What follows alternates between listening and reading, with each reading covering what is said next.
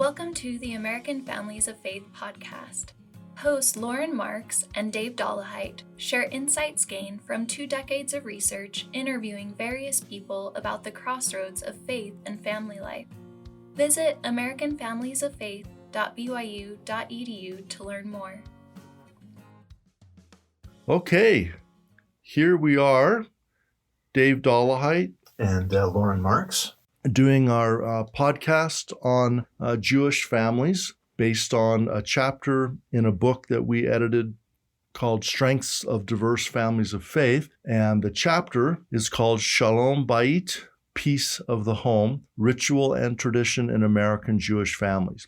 And the authors for this chapter, there were 6 authors. The first 2 authors were graduate students at BYU. The second 2 authors were Jewish colleagues of ours, and the last 2 authors were Lauren and myself. So I just want to say just a word or two about each of the authors.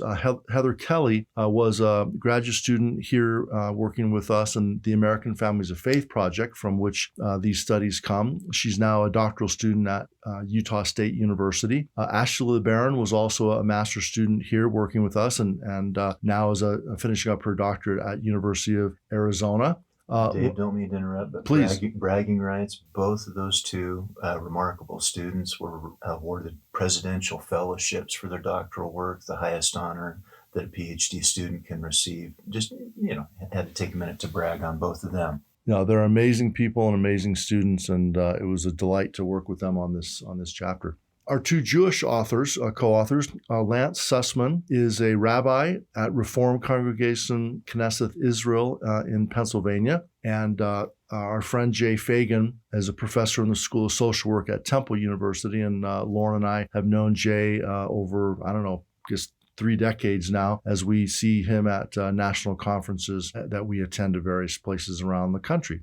So I think it might be, at the end of the podcast, we're going to share some personal stories that each of us have had, personal experiences that we've had with Jewish friends and with our attending services, and just some cool experiences that we've had. But I just want to say up front, my mom was best friends with her dear friend Ann Sinsky growing up, and when I was baptized as an infant in the Episcopal Church, when the priest asked my mother who would be my godparents, she said that, my godfather would be my uncle, who became an Episcopal priest, so that was perfectly acceptable. She said that my godmother would be her friend Ann Sinsky. And when the priest asked about Ann, she said that she was her best friend, grew up very close and a lifelong friend. And the priest said, tell me about her religion. And she said, she's non-practicing Jewish. And the priest said, I'm sorry, Elizabeth, we cannot have a Jewish godmother for a Christian baptism. It needs to be a baptized Christian. And my mom said, she promises that she'll raise Dave as a Christian if something happens to us. So we feel very good about it. And he said, no, we just can't do that. It's not allowed. And my mom, being the strong person she is, said, in that case, Father Ewald, then Dave will not be baptized. And Father Ewald quickly backtracked and said, Elizabeth, I think maybe we can make an exception in this case. So I have an Episcopal priest for my godfather and a dear godmother, Ann Sinsky, who we exchanged Hanukkah cards over the years. So I'll say a little bit more about some personal experiences at the end of the interview. But that's just to say I have a deep and abiding sense of admiration and respect and love for Jewish people and for the Jewish faith. So in this podcast, we're going to talk about a study that we published, and it was in both an online article as well as a chapter in our book. And we're going to focus, as we do with all of the podcasts that focus on different faith communities, we're going to tell you a little bit about the folks who we interviewed, and then share a number of quotes, first-person quotes from those who we interviewed, them discussing how their faith and their family life are connected. So just a little bit of general background. There's about 14 million Jews worldwide, about 2% of the global population, and about 40% of Jews live in the United States, perhaps even slightly more than those who live in the state of Israel. Judaism is the religious aspect of a larger Jewish culture. So obviously, like any other faith, not all Jews are highly religious. There's a wide range of levels of religiosity. There's a great diversity in how people practice their religion. And we'll talk a little bit about more about that as we go along. Jews in the United States often characterize themselves as belonging to a unique cultural or ethnic group. And for some, being Jewish is identified mainly or strongly by their religious observance, whereas for others who are not particularly religious, it's more on shared values and preferences for cultural things, foods, and so forth. In this article, we will focus on American Jews who are religiously observant and who are involved with a synagogue from one of the three main branches of Judaism, Reformed, Conservative, and Orthodox. These groups tend to vary in forms of worship and in degrees of religious observance, with the Orthodox Jews tending to be more strict in their observance, although there's quite a bit of variation and diversity in Orthodox Judaism as well. Judaism has survived and evolved for thousands of years, about 4 millennia.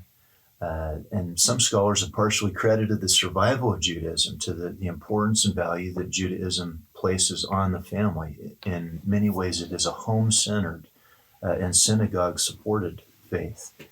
Jewish sacred texts and laws, we have both taken significant time to read through sacred texts, although it's still only a drop in the bucket, admittedly. But the sacred texts and laws emphasize the importance of marriage and childbearing and child rearing, the responsibilities that accompany those. And while the Torah provides some guidelines for marriage, the Talmud addresses marriage in much more depth, including some expositions on responsibilities, obligations, and practices that should ideally occur within marriage. Some Jewish individuals, including those that we've interviewed, feel that their religious rituals and traditions are inherently important or sacred. Others believe that rituals are important because of the perceived benefit these observances had on their family relationships, something that we've written about elsewhere. Further evidence of the importance of the family in Judaism may also be seen clearly in the lives of Orthodox Jews, and we interviewed several families. Orthodox Jewish families generally have the highest levels of religious observance, and they also have the highest rates of marriage and fertility, significantly higher than those of the general population. Not uncommon to encounter an Orthodox Jewish family with 5, 6 children or more.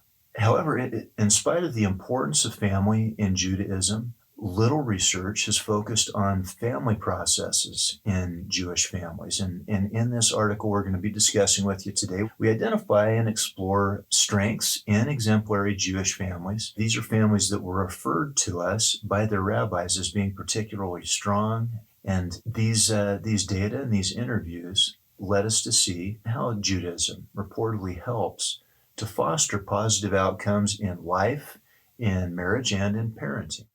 So in terms of the specific folks who we interviewed 30 Jewish families. Most of them were adults, married couples, but we also interviewed 15 youth between the ages of 10 and 20 as well. Interviews were conducted in the homes of participants with both spouses present. Kids were sometimes also involved, but not always. Participants were from a number of states: California, Delaware, Florida, Louisiana, Massachusetts, New Jersey, and Utah. And the interviews varied from about 1 to about 4 hours in length. Average was about 2 hours. We transcribed the interviews verbatim, and that resulted in about 10,000 pages of data. So the things we're going to share with you today come out of a lot of information. We tried to pull those that we felt were reflective and representative of the others. Participants were primarily recruited through their rabbi's referral, but in a couple cases, we had some Orthodox families who were added via participant referral. The husbands ranged in age from about 30 to about 60, mean age of 50, and the wives ranged from 30, basically a similar age range, but their mean age was 47. And the kids, ranged from 10 to 20, average age was about 16. Sample was all white. They were highly educated, all completed a high school degree, and most wives and husbands also had college degree, and many held graduate degrees as well. Participants were from 3 of the 4 major branches in Judaism: conservative. There were 5 conservative families. Orthodox, we had 9 Orthodox families. And Reform, there were 14 Reform families, and a couple who did not specify the particular branch of Judaism. It should be noted that many Jewish people simply refer to themselves as just Jewish, meaning that they're not necessarily religious. They don't identify with one of the branches of Judaism. They're more Jewish in culture and heritage. We will now move to share some findings with you, and consistent with our approach in American Families of Faith, we strive to be choir directors instead of diva soloists, and we're going to make a concerted effort to share with you the voices of the families that we interviewed and hope that you'll appreciate their verbatim quotes. We're going to address 3 different domains: general life strengths first, then second, marital strengths, and third, parent-child strengths. In Hebrew, the term for virtue is midah, and the midot are often explicitly taught to children who are Jewish. However, the actual behavior is determined by the mitzvot, or the commandments, which involve and include both the rituals and the ethics of Judaism. Jewish family members often referred to specific rituals and traditions that offered a template and a sense of purpose for these different dimensions of lived experience. And an Orthodox mother named Naomi said, "Judaism is very explicit in a lot of ways. There's no area of life that hasn't been addressed in Judaism. It's very incredible how much guidance that we get. I think that it's hard to separate God from Torah in Judaism. God gave the Jewish people Torah, and Torah tells us how to live and how to treat your spouse." So a theme that emerged were similar to this quote that Lauren just mentioned, the way that Judaism influences all aspects of life, including marriage and family life. A number of folks talked about the ways that rituals and traditions help them to celebrate times of joy, as well as to cope with very difficult times in their family, times of pain and loss and stress. For example, a Jewish youth that we interviewed, we'll call Caleb, from the Reform branch, shared how Jewish ritual helped him to cope with the violent death of his uncle. Caleb said, "I had an uncle who was murdered. I found comfort in the ritual that's associated with death. It really helped me deal with the suddenness and the sadness of it. The burial ritual, the funeral ritual, the Shiva ritual of staying at home with family for 7 days are things that help me to cope in the short term. And during the service, the Kaddish prayer, the prayer for memory or prayer for the dead was very comforting for me. It's not that I necessarily believe that there is a God listening to my prayers. It's more that the comfort of doing something that I've done all my life has made it comfortable and given me the space to deal with those types of trying situations." So I just want to mention here that, Lauren and I are going to be reading a number of Hebrew words, and we'll do our best to pronounce them correctly. We will almost certainly make mistakes, and we apologize to any of our Jewish listeners if and when we butcher a word. It's also the case that there are at least 2 major branches of pronunciation, Ashkenazi and Sephardic, that Ashkenazi and Sephardic Jews use. So sometimes words will be slightly different. We read them as they were spoken by those who we interviewed. Another example of this sort of how Judaism sustains people through challenges, Ziva, a Reform mother, said, "You don't have to wait until the end of your life to suddenly be wise. If you use Jewish traditions and the teachings early in your life, you can have wisdom by just trusting the tradition. It's a tradition that enriches your life and teaches how to make ordinary moments holy and how to make dreadful moments bearable." Similarly, a Reform father named, we'll call Abe, reflected on the idea of the holy. He said, "I look at the world around me. I look at the cosmos. Everything is holy. There is a holiness to the world, the grand world that we have to look at, and through many different avenues. Some of it is science. Some of it is faith. Science tells us how things are happening. Faith tells us what we should do with that information and how we should make sure to enjoy the beauty of the world around us." We now shift from general life strengths to our second theme, relational strengths in marriage. And in this section on marriage, we present 3 different sub-themes that identify how Judaism reportedly influenced and enhanced the marriage of the wives and husbands that we spoke with. First, we'll discuss the sub-theme, marriage is sacred. A sacred and idealized view of marriage was offered by Mariah, an Orthodox wife who expressed how sharing a religious identity with one's spouse can enrich marriage. She said, "I believe that we're supposed to try to find a partner to share life with on the deepest level. The joyous things that life will bring us, and then the incredible challenges that will certainly come. If you share if you have that in common, a religious level, a spiritual level, the joys will be even more joyful and more enriching, and the really difficult times will be more bearable because you have each other." Eli, an Orthodox husband, said, "The purpose of marriage is to increase the holiness of human relationships. We hope to have an emotional, intellectual, and spiritual dimension where we can help each other to try to ascend to a higher level, or at least become more what we should be." Leah, a conservative Jewish wife, similarly expressed how she experienced holiness in her marriage. She said, "I have felt, metaphorically, the hand of God at very pivotal moments in life.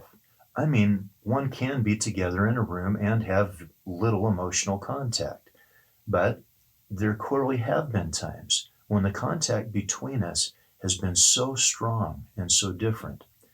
I look at those times as experiences when my husband and I were connected more than usual, and those would be the times that we were closer to God and each other. And we were moving toward being more holy individuals and as a couple. I think that those times, coincidentally, some of them definitely did come as a result of religious observance." So as we're listening to these Jewish individuals talk about God, we're reading their quotes from the transcriptions. And many Orthodox Jews, when they write the Word of God, do not write G-O-D. They write G-D as a way to sanctify the name of God and respect it. Because if the paper on which that name is written were to be destroyed or just thrown away, then for many Jewish people, that would be a kind of a desecration. So even as we're reading these and I'm seeing G-D, I'm thinking of that sort of devotion to God that many Jewish participants who we interviewed expressed. On the other hand, I'm also thinking of the fact that not all Jews feel close to God and emphasize a relationship with God. I'm thinking of a family that I interviewed where I asked the question, how has your relationship with God influenced your relationship with each other? That is the married couple. And I asked them, how does your relationship with each other influence your relationship with God? And I'll never forget, as they looked at me with kind of confused face, and the husband said, "Could you repeat that question?" And so I repeated it. And then he and his wife looked at each other and he said, "My wife and I have been married for 22 years. And in all those years, we have never once talked about God. God has nothing to do with our marriage. Our marriage is about Jewish tradition, Jewish legacy, Jewish observance. It's not about God." And then his wife said, "Well, honey, remember that time in Pennsylvania during breakfast when we had that talk about God?" And he said, "Excuse me, Dr. Dollhead, I stand corrected. We've been married 22 years, and in that time we have talked about God exactly once." So just that diversity within Judaism is profound. It's fascinating. It's surprising to many Christians that you could be deeply religious but not focus on a relationship with God. But for many of our Jewish participants, it was more about other things. Okay, so let's turn now to the second theme in our sort of domain of marriage, and that's a theme focused on ritual facilitating relational success. Tevye, a Reformed husband, explained how sharing Judaism had unified his marriage to his wife, Ruth. He said, "There's a lot of stuff I think we take for granted about our relationship in terms of knowing that we're on the same page with stuff. We don't even need to talk about it. We're on the same page.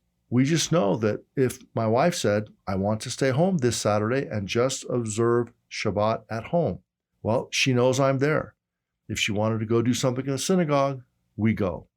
In response to a question that we asked of our participants, are there ways that your religious beliefs or practices help you to avoid or reduce marital conflict? One Jewish woman we'll call Aisha said, "The first thing that comes to mind is the routine. And another thing that I've come to understand and believe is that religious belief and truly religious moments don't just come from nowhere. One has to be in the habit of religious practice and religious observance. If you wait for the mood to hit you, it never will. But if you go, if you observe, if you practice on a regular basis, then you're open to God. I think that our routine of going to synagogue every week, that it is something that we do whether we really feel like it or not. That's what we choose to do. It's about the Sabbath. It's what you do on the Sabbath. It is such a calming experience when tensions are high, when frustration is high. For Israel, an Orthodox husband, he talked about the rules of Jewish tradition that help him and his wife avoid conflict. He explained, things that might have been conflicts before aren't even issues because we know the rules. What are we doing on Saturday? Well, that's not an issue. Where and what are we eating? That's not an issue. This is the way it is. I want to go somewhere. We look at the calendar. Oh no, we can't go here because it's Yom Tov. It's a holiday. But it's okay. It's not a conflict between us. These are not issues because there's a higher authority that we are all agreed with. That is our priority. And that kind of binding power of regular religious observance is the word that our Jewish friends tend to use. The practices, the rituals, the celebrations, the traditions. It was just very interesting to see how often kind of a shared agreement on doing observances regularly, every day, every week, every year, that allowed people to have a unified perspective, a unified vision for their life, and help them, as we just heard, avoid a variety of conflicts.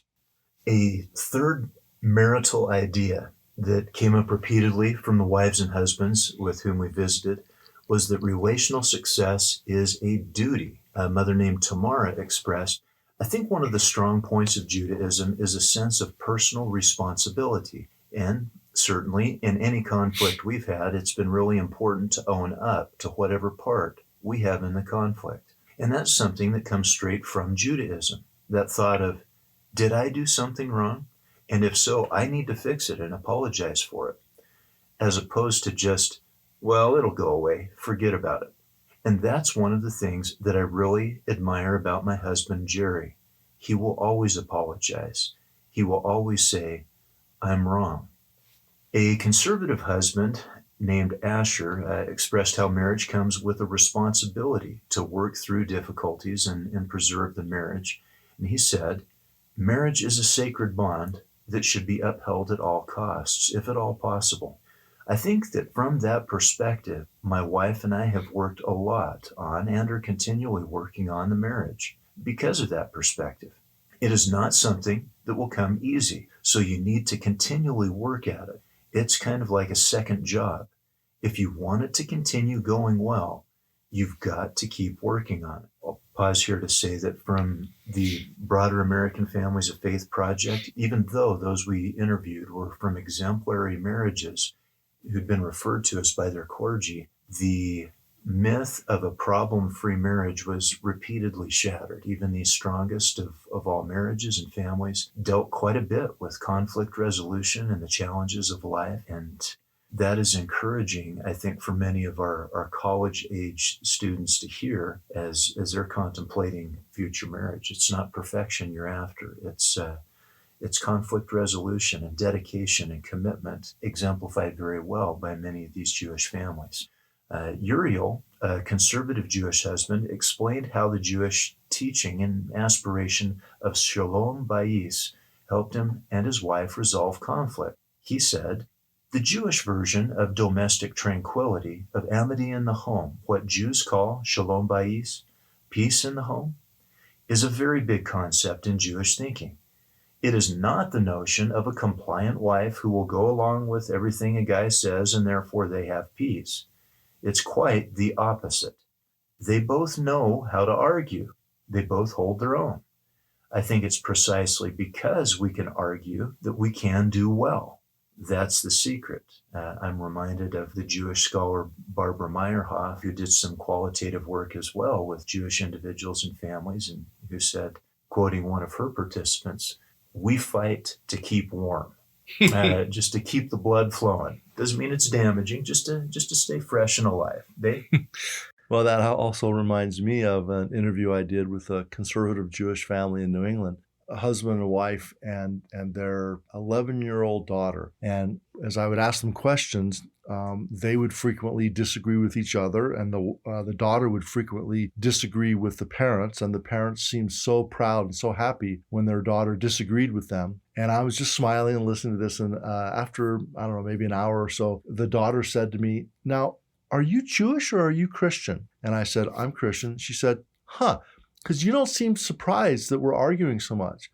She said, "I have friends, Jewish friends and Christian friends, and whenever my Jewish friends come over and me and my parents are arguing, they just jump right in and they argue too, and everyone's happy arguing. But whenever my Christian friends come over, if my parents and I argue, as we often do, she gets very uncomfortable and tells me afterwards, 'You shouldn't argue with your parents. You should just respect them and do what they tell you.'" And she said, "So how come you're so comfortable?" I said, "I've been around a lot of Jewish folks, and I've seen that that's definitely a strength and an important part of Jewish family life." And she said, "Well, okay." Anyway, it was interesting to hear her discuss how her friends perceive her family life and how culture and religion doesn't always, but it can have quite a strong impact on people's family cultures.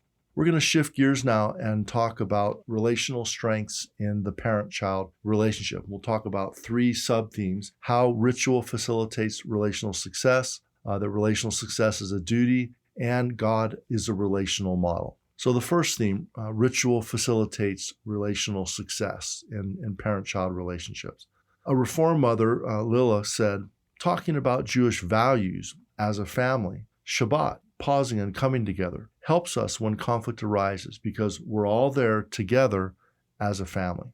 Other Jewish practices had a similar kind of a bonding effect between parents and children. When asked how her beliefs or practices helped her avoid conflict or resolve conflict, a Reformed Jewish mother, we'll call Aisha, said, "There's a big emphasis in our services on taking responsibility for and forgiving other people, on praying for forgiveness for yourself, praying for healing for other people. It takes you out of yourself.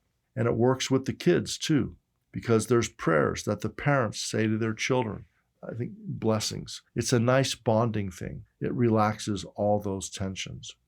Similarly, Pesha, a mother who we interviewed, reported that she felt closer with her children during weekly parent-child blessings. She said, "Blessing the children on Friday night is a special time when the parents bless the children. It's a beautifully wonderful and tender moment that we do and our children have come to expect. We don't just put our hands on their heads and bless them. We also each say something to each child about something that we're proud of that they've done this week. It's just a wonderful thing that we didn't make that up. If we look at what our tradition teaches us, it was already there. Jewish parents have been doing that for thousands of years." And later, this same mother talked about how when they say something nice about the children expect that it won't just be some kind of generic thing, that it needs to be quite specific about something that they did well that week, that the children really value hearing from their mother and their father what they appreciated most about what that child did that particular week. It's really hard I think for Dave and I not to spin off here for an hour and talk about the holy envy that we feel for the Shabbat tradition. We, in fact, published an entire article elsewhere that I hope we'll return to in a future podcast, just to zero in on all that we can learn, both inside and outside of Judaism, from this marvelous ritual, the Shabbat celebration, the accompanying blessing of the children. And I look forward to that in a future podcast. But returning to parenting, a second theme for parenting was relational success is a duty. If that sounds familiar, it's because it was also a theme in marriage. But we report to our listeners what our participants themselves said, and it was defined as a duty both maritally and in the parent-child relationship. Many participants, including parents and children, stated that in Judaism, parent-child relational success is a shared responsibility. It's not just nice, it's a responsibility. Benjamin, a 20-year-old Orthodox son, Deborah, his 17-year-old sister, their mother Hannah, and Eli, their father, discussed this idea. And this was a fun interview, I think, that you did, Dave, where you essentially had the whole family there with some bantering. Benjamin, the 20-year-old son, kicked off by saying, "My family argues over little things all the time. Of course, like anybody. but we've never had any serious emotional arguments that disrupted general family life. I'm sure that Judaism has a lot to do with that, because you have laws governing how you're supposed to act towards your parents and towards your children. And when you have a legal system almost that prescribes in what ways you can respond, you aren't so totally at sea as many people are. Deborah, the 17-year-old daughter, interjected on how to interact with your parents. Benjamin then responded, and your children. It goes both ways. The mother, Hannah, said, we have mutual respect. And Eli, the father, says, oh, yes, we're very wise and loving parents, joking around a little bit there. And then Benjamin finished up, the 20-year-old son, by saying, not joking, yeah, having respect for your parents is something that is not generally a common trait in this society, but it's impossible to be halakhically observant and not have respect for your parents. So we fight to stay warm, and the bantering and the disagreement. It is important to note that even that takes place ideally within bounds of respect. A similar sense of responsibility and equity shared between parents and children seemed to be important to Alexandra, a Reformed mother we spoke with. She said, one of the things that we do regularly when I'm wrong is that I'm able to tell my daughter, I've been wrong, and this is why I've been wrong. And to ask her forgiveness is a really important part of Judaism. If you have wronged another individual, you have to work out the relationship with the individual before you can get real forgiveness from God. However, that's not why I do it. The real important part to me is that my daughter knows that I'm able to say I'm wrong when I'm wrong. I teach her that. It reminds us of the marital example we heard regarding a husband named Jerry earlier, the humility to confess when he's wrong. You know, Dave, I'm reminded of a student that I had a couple years ago who, reading through some of these interviews, made a really interesting point of saying, you know, perhaps one thing that parents can teach their children that even God cannot teach them directly is how to sincerely apologize and say, I am wrong. And that's something that's always remained with me. And I'm reminded of that when we get to hear from these parents discussing the importance of humbly apologizing even to their child, not just to their spouse. Yeah, the thing that Benjamin was talking about with the structure, the halakhical, that word means legal or laws. Judaism is not simply a set of beliefs, not simply a set of practices, not simply a set of ethics. It also has a legal dimension where, you think about how most people feel about the law. If they break the law, they feel that they've done something wrong, and they understand that they need to change.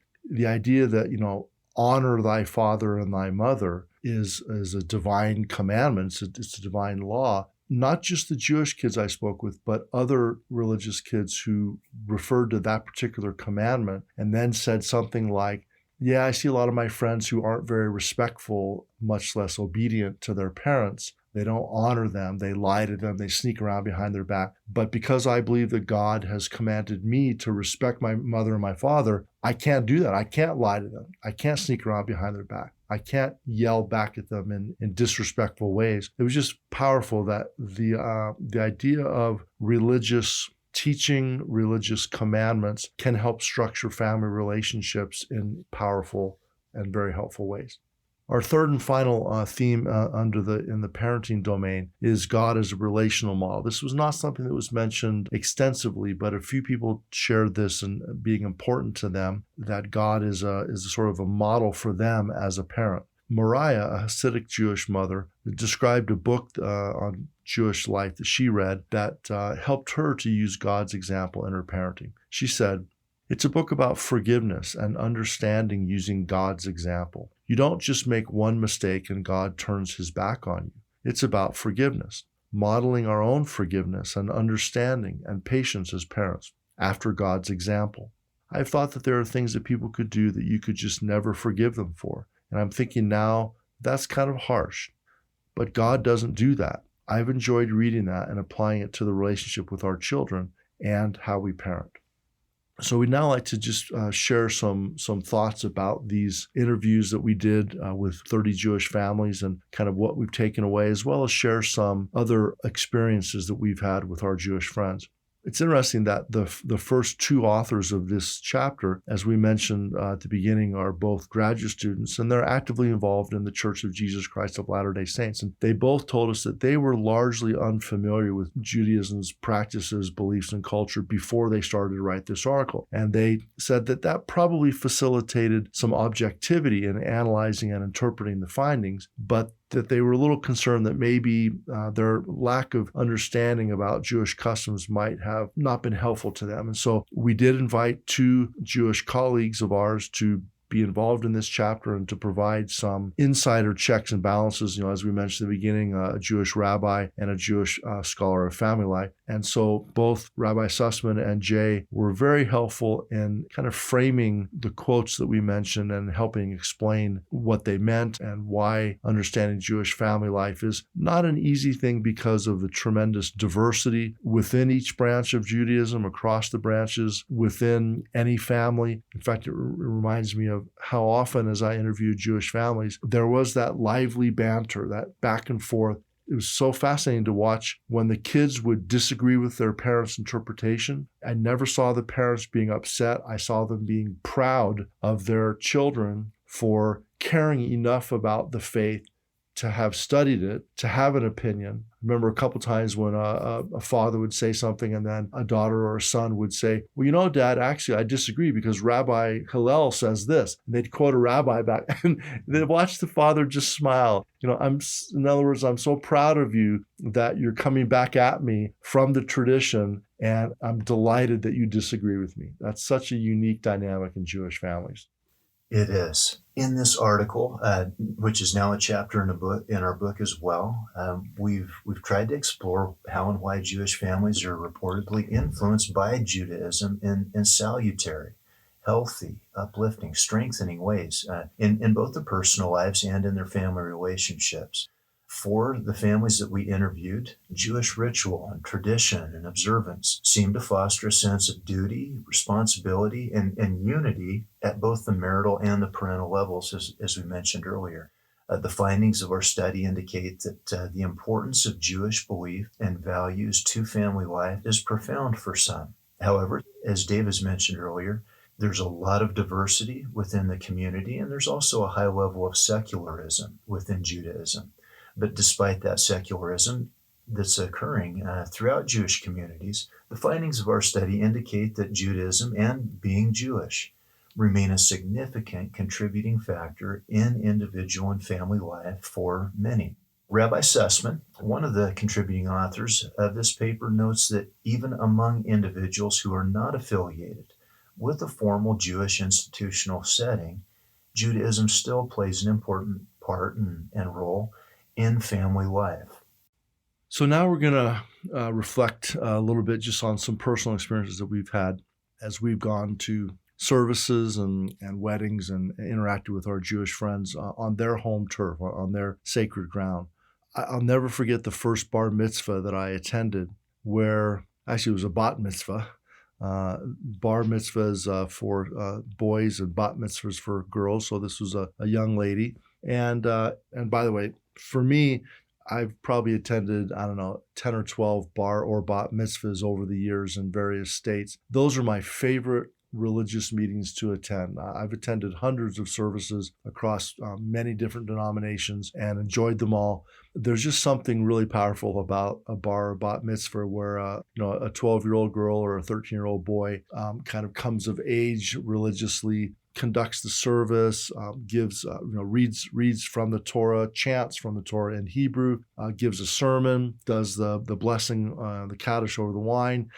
To watch the parents beam with pride as their child kind of takes upon them the mantle of the Jewish faith and kind of demonstrates, what years of study in Judaism and in Hebrew can do. It's a beautiful thing. So after the first bar mitzvah or bat mitzvah that I attended, we were all enjoying the refreshments in adjoining room next to the sanctuary. And I was, being a chocoholic, I was eating some candies, and a woman came up to me, and I had just popped a candy in my mouth, and I said, "Oh, that's really good." And she said, "Oh yes, those are Mrs. Goldblum's famous rum toffees." And I said, "Oh, are they made with actual rum?" She said, "Of course, that's why they're so good." And I said, "Actually, I'm Mormon and I don't drink alcohol." She said, "Oh no, then you're at the wrong table.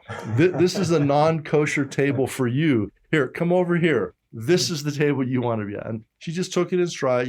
Jews who keep kosher have various kinds of restrictions in their diet. And so the idea that someone would choose not to eat something was not at all surprising. And she simply took me over to the place where I could enjoy a non-alcoholic chocolate. I'm thinking of the 6 months I spent on sabbatical in Amherst, Massachusetts, and having the chance to get to know Rabbi Chaim Edelman, the Chabad rabbi there. Chabad Lubavitch is a Hasidic community, and they have, at many colleges and universities across the country, they have kind of a student center, like a Hillel center, but this is for Orthodox students. And they reach out and try to involve and encourage many non-Orthodox Jews as well as non-Jews to come and study Torah. And I was able to study for about 4 months both Torah and Talmud under the great teaching of Rabbi Edelman. And because of that, he invited me to a number of wonderful celebrations that they had there during the time that I was there,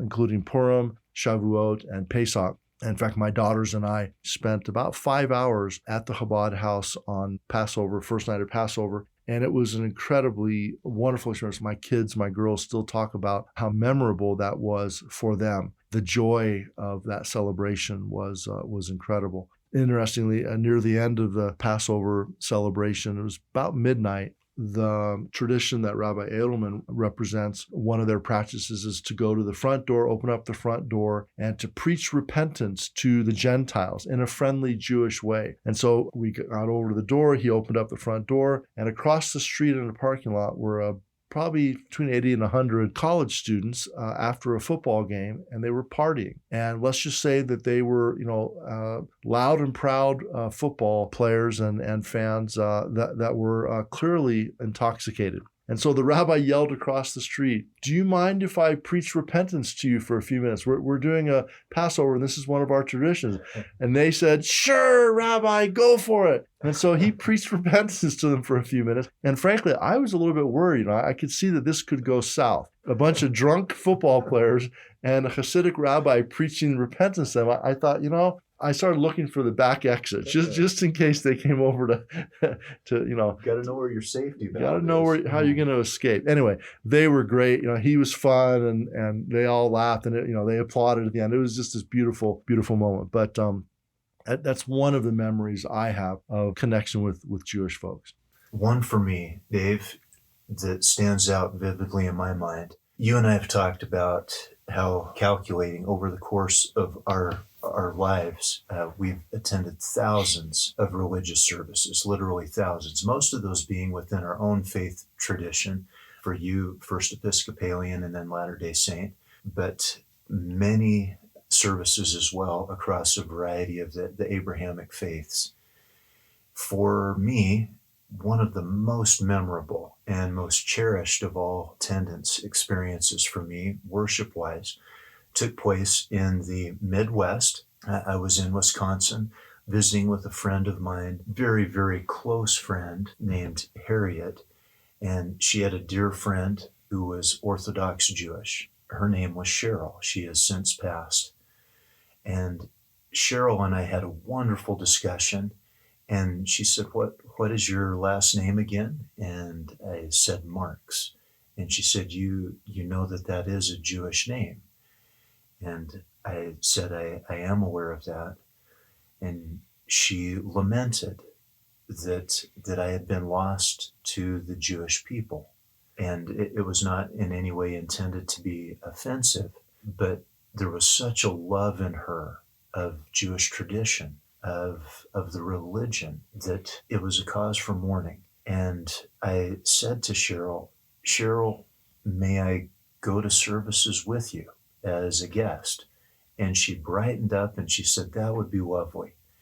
And so we attended her Orthodox synagogue together. She provided me with a yarmulke and with a prayer shawl so that I would be appropriately attired. We moved into the synagogue. There were warm welcomes. And during the worship service itself, as is custom and tradition in Orthodox synagogues, the women and the men are on separated sides of a partition, a sacred partition. And the intent, in part, is to make sure that all of your attention is directed upon holy things. Indeed, even at certain portions in the service, when you don the prayer shawl and put it over the top of your head to obscure your view to the right and to the left, it almost forces focus to the bima or the stand where the Torah is. And part of that experience that really moved me was when the Torah was read and the scroll was then rolled back up and brought very reverently and carefully by the rabbi down the aisles. Each of the men there would have the opportunity to give reverence to the revealed word of God, the Torah. And many would kiss their tzitzi, the tassel on their prayer shawl, and touch that to the Torah itself, not touching it with their hands, but with the sacred tassel. And a couple of places to my left, if memory serves me, there was an old man. He must have been in his 80s. And for him, I saw his eyes fill with tears. For him, this was a deeply sacred moment to be able to kiss his tzitzi and touch it to the Torah. And I have to tell you that although that's been maybe 20 years, almost 20 years since that experience, to this day, when I'm at home and one of the kids knocks a Bible off the table and it hits the floor, I feel this reverence that was infused, I think, in me in part from that service, to pick that up quickly, to treat the Word of God, the revealed Word of Hashem, with deep respect. It was interesting, of course, Cheryl was on the other side of the partition. And instead of having a feel of gender segregation, for me, after the service was over, the reunion between the men and the women, the wives and the husbands, seemed that much sweeter, that separated time added value to the time of reunification and unity. I know that many would see that differently, but I was grateful for the chance to participate in that sacred experience as an insider welcomed me onto her sacred ground. So, Lauren, you're sharing that experience reminded me of a sacred experience. I've had many sacred experiences worshiping at congregations with friends of various faiths. And you reminded me of an experience that I had with this Chabad community in New England, where on a certain holiday, I believe it was Shavuot, I was gathered with the men. As you said, the men and the women are sitting separately. And at a certain point, some men came in and everyone covered their head with their prayer shawl. And the men said some words in Hebrew. It was kind of a chanting that was happening. And we all had our heads under our prayer shawls because you're not supposed to look. I didn't know it at the time, but what was happening was the priestly blessing that was being said by the Kohen, that is the priest, that is male direct descendants of Aaron, who is Moses' brother. The Jewish priesthood is a priesthood of those who are the male descendants of Moses' brother Aaron, are the priests. And so, again, at the time, I didn't really know what was happening, and I couldn't really see what was happening. I could just hear. But what I know is that I felt something very powerful. I felt very clearly that I was being blessed by God. It's a very similar feeling that I have felt when we've had apostles of the Church of Jesus Christ who've come to different congregations that I've been in, who have spoken an apostolic blessing, and I have felt blessed. And it was the same feeling. And so afterwards, I asked what was happening, and they explained to me the priestly blessing, why it was important, and they read it to me and translated it into English, so I knew what was being said. May the Lord bless you and keep you. May the Lord shine his face upon you. May the Lord give you peace. And I have since read quite a bit about that and quite a bit about the Jewish priesthood. And to make a popular culture reference for those who've watched Star Trek, when Mr. Spock puts his right hand in the air and separates his fingers and says, "Live long and prosper." It turns out Leonard Nimoy, the actor who played Mr. Spock in the original Star Trek, he was Jewish, and he was not raised Orthodox, but his grandfather was Orthodox. And he would go with his grandfather to synagogue. And one time when they did that blessing, he peeked out. You're not really supposed to look, because the idea is that the power and the presence of God is there as the priests are saying this blessing. So you're supposed to cover your eyes and not look, but he did what many kids do, is he looked. And he saw how they were holding their hands. And so he asked Gene Roddenberry, the producer of Star Trek, whether he could, when he was greeting people, put his hand in the air and say, those words. And it was based on the priestly blessing. And I'll just never forget that powerful feeling and connection with a very ancient practice. That practice has been going on for at least 3,000 years throughout the world, when those words are spoken, taken from the book of Deuteronomy, by those who were direct descendants of Aaron. And it was a powerful and wonderful blessing. I want to just share one last experience that my daughter Rachel and I had when we were invited by Rabbi Edelman to attend a Hasidic wedding in Crown Heights, New York. And so my daughter Rachel and I made the 3-hour drive from Amherst down to Crown Heights. And we spent an hour or so walking the streets and visiting shops in this very traditional Jewish neighborhood. Rachel at the time was 17. And I would like to read from her account, written, again, this is from the perspective of a 17-year-old girl who's not Jewish, who is a Christian attending a Jewish wedding. Rachel says, "My dad has always been a Jewish buff. When I was a little girl, I would sometimes go to his Hebrew class at the local synagogue in North Carolina. I took prayer book Hebrew for a year at a synagogue." She says, "In 2002, while we were living in Amherst, Massachusetts, Dad, who was on sabbatical at the University of Massachusetts Amherst, found the Chabad House, a Jewish center at UMass for college students. The center, a large mansion just off campus, was run by an ultra-Orthodox Lubavitch Jew, Rabbi Chaim Edelman, who lived with his wife and 11 of their 12 children. Rabbi Edelman invited my mom, Dad, and I to Purim, the celebration of Queen Esther, and my sisters and Dad and I went to Pesach, or Passover.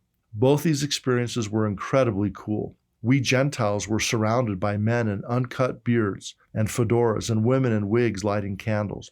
Rabbi Edelman appreciated Dad's sincere interest and understanding and invited him to a wedding in Crown Heights in New York City. I jumped at the chance to tag along. I don't know how many Gentiles, not to mention teenage Mormon girls, get to attend Hasidic Jewish wedding. Think Fiddler on the Roof, the canopy, the dancing, and the feast. Crown Heights isn't the same New York City as the Plaza and Central Park. Formerly, it was an upscale part of town for wealthy Jews. Now the sidewalks are littered with debris, and stately buildings are divided into tiny apartments. The streets are hazy with cigarette smoke, and the air burns with sweat. I dressed modestly to Lubavitch guidelines in a long ankle-length skirt and long-sleeve sweater in 80-degree weather and 90% humidity. We parked our car near the shul, the synagogue, on the corner of 770, next to where the late Rebbe lived. While living, the Rebbe was considered a potential Messiah, Moshiach in Hebrew, to many of his followers. Even after his death, some believed he may yet become Moshiach, a view considered heretical in Orthodox Judaism. In his younger days, Rebbe Menachem Schneerson denied such claims. Later in life, he refused to deny them. We got a tour of a museum dedicated to him through one of Dad's just street-met acquaintances. Then we found a general store where Dad had the dilemma over which menorah to buy. I listened to a Lubavitch boy band. Although I couldn't understand the Hebrew, the music was uncannily similar to other such Gentile boy bands. Amid stacks and piles of kippahs, I found one decorated with fruit, which I could wear at an Orthodox, conservative, or liberal synagogue. I would be covering my head with a scarf at this ceremony. Dad also got one to cover his head in the shul at the wedding. We had greasy latkes and bagels with lox at a local fast food place. One bite of raw pink flesh was enough for me. Dad just laughed when I threatened to become vegan. She actually did become vegan later. Rachel goes on. The synagogue is on the corner of 770, adjoining the Rebbe's library wall. Men in sober black fedora hats, long black coats, and untrimmed beards lounged on the sidewalk in front. Some dragged on cigarettes. Some draped their coats over their shoulders in the heat, letting their tzitzit hang loose. Dad was invited down into the shul. I waited above by the entrance to the ladies' balcony, too timid to go in by myself. As I watched people pass and women going in and coming out, I wondered if any thought that I was Jewish. Finally, I talked myself out of my comfort zone and I went in. Women rocked their strollers as they rocked themselves. I'm going to get a little emotional here, I apologize. Praying, studying, meditating, and worshiping. I'm touched that my daughter is so tuned into what's happening, is why I'm emotional. I went to the front of the bleachers to peer down where the men were. I once might have worried about the segregation, but understanding the ancient tradition that men can't pray while being distracted by women helped me ignore the would-be examples of the ultra-feminists in Amherst. I picked up the prayer book and began to feel the focus and the moment. Against my own inclination, I swayed too. In the melodic murmured reading of the scriptures by hundreds of voices, I comprehended the Hebrew and the meaning, although I did not understand the actual words. For every time Adonai was spoken, I knew that God was there, behind Jewish tradition. Rabbi Edelman was outside the shul when Dad and I met him after the service. He and Dad exchanged greetings. I was careful to smile and acknowledge his greeting to me without extending my hand. Dad had coached me beforehand that members of the opposite sex do not touch even to shake hands hello in that community. We had moved on a couple of steps down the sidewalk when Dad turned around to ask the rabbi more information of where to meet for the wedding. The rabbi had already disappeared into the shul. A young man approached and asked if we were attending Ronnie's wedding. Dad is brilliant at making instant friends, and soon the man offered himself and his wife to be our escorts. The man's apartment was surprisingly modern in comparison with my expectations. There were even fun magnets on the fridge. His wife, Lilani, whose name means ring or crown, had her wig askew because of her rambunctious children. Her mother, who is not Hasidic Jewish, was visiting from Florida and babysitting for the wedding. We were able to sit down for a few minutes and be out of the oppressive heat while they finished getting ready. Light refreshments were served in a large reception hall where dividing panels had been erected, although guests mingled freely. Lilani told me that we would not be totally segregated until coming back to the reception hall after the canopy ceremony. In chatting with Lilani and observing the diversity of guests, I came to realize that this marriage was unique. Ronnie and her husband-to-be were ultra-Orthodox, but neither side of their families or friends were. They were both returnees, Baal Teshuvah, or converts to Lubavitch Judaism from more liberal backgrounds. People filtered outside again to a wide alley between the shul and 770. Limos were parked in front. Men and women divided naturally, though I did see a few couples here and there, husbands and wives mostly, not separated. Dad left me with a female student from one of his classes and drifted to talk on the men's side. Finally, the wedding couple came. The marriage ceremony was short and sweet. 4 corners of the canopy were raised, symbolizing the 4 corners of the earth and sky. Ronnie and the parents of the couple marched around the groom 7 times. There was chanting and singing, and a trumpet played. Then the rabbi recited the 7 blessings, and the couple was married. Ronnie and her new husband went to a room in the Rebbe's home where they would be alone for the first time ever. Back in the reception hall, the caterers were setting up. Guests helped themselves to drinks at a bar, and we all began the intolerable wait. Traditionally, the bride and groom could stay alone for as long as several hours. After several false alarms, they did come. It was about 2 hours, as I recall. Ronnie to the women's side and the groom to the men's side. Ronnie ran through a bridge made of our arms to a waiting chair. The chair with Ronnie aboard was hoisted up into the air and danced around with. She gripped the chair tightly and laughed. She did not stop laughing all night. Ronnie was seated on a raised platform like a queen, which indeed she was for the night. Music began playing, and Ronnie's waiting maids did simple traditional dancing steps for the queen's enjoyment. A mitzvah is a commandment, and on a wedding day it is a mitzvah to make the bride and groom the happiest they have ever been.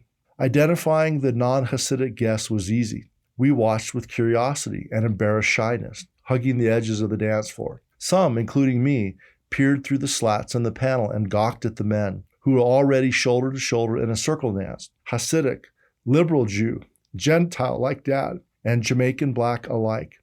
Then the real music began. Gradually but insistently, Ronnie's Lubavitch friends pulled us shy women out of our reserve and into the dance. No intricate steps or patterns were embarked on, just dancing for the sake of dancing. We grabbed the hands of those in and those out of the circle, pulling them into our dancing. Round and round Ronnie at the center. Ronnie danced with her friends and family, each individually. I stepped out and saw her dancing carefully, but not any the less enthusiastically, with a woman who is at least 80 years old. I helped her friends tie cloth napkins together, forming a chain to be used as a kind of canopy over and around and through the dancers. Reluctant women were dragged in from corners, and the dancing continued. We grasped each other's hands, and there was nothing weird about the touch. Celebrating life and new beginnings need not be awkward or uncomfortable, and these people had found a way to cross the barrier through rhythm and movement. I stepped out of the circle for a minute, panting and hot from the exercise. But in contrast to the heat and humidity of that New York summer day, this hot was not oppressive. For that, in that moment, I had a small glimmer of what joy feels and looks like. I had never seen a woman more joyous, glowing, or purely beautiful than Ronnie, dancing for all her life in her white dress. Then, with a deep breath, I stepped back into the circle and joined the dance. So that's the end of her account, which, by the way, was titled Joining the Dance. If Rachel sounds like an unbelievable 17-year-old, she was. She is now a mother of 4. Her and her husband have lived in Boston and London and San Francisco and now live here in Utah. And she has a minor in Latin, got a master's at Harvard in museum studies. She's a brilliant person and a spiritually profound person. Anyway, I was so emotional in reading that because I remember well that experience and that sense of the sacred of God and the sacred reality of marriage.